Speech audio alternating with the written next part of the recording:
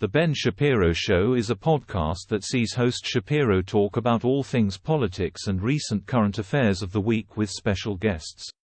This week's show discussed the recent controversy around Meghan Markle with the help of her not-so-number one fan Piers Morgan.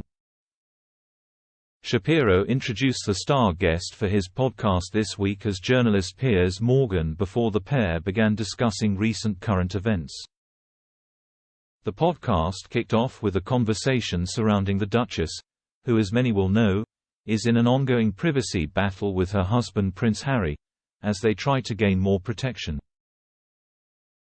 Shapiro began by comparing Morgan's controversial opinions on the Duchess to fine wine.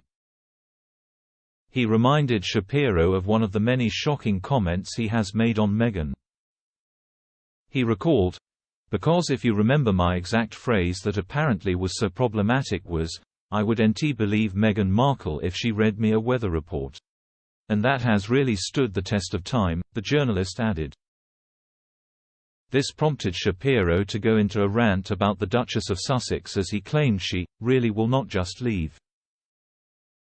The TV personality began, "So for folks who don't understand how that even materializes in the first place, is you, Piers Morgan, have a sort of insider view on who Meghan Markle is.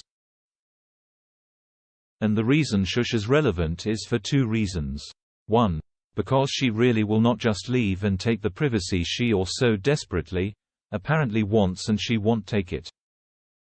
Continuing his rant, he added, "The other reason is that she is sort of an emblematic of both a work generation and an attention-seeking generation.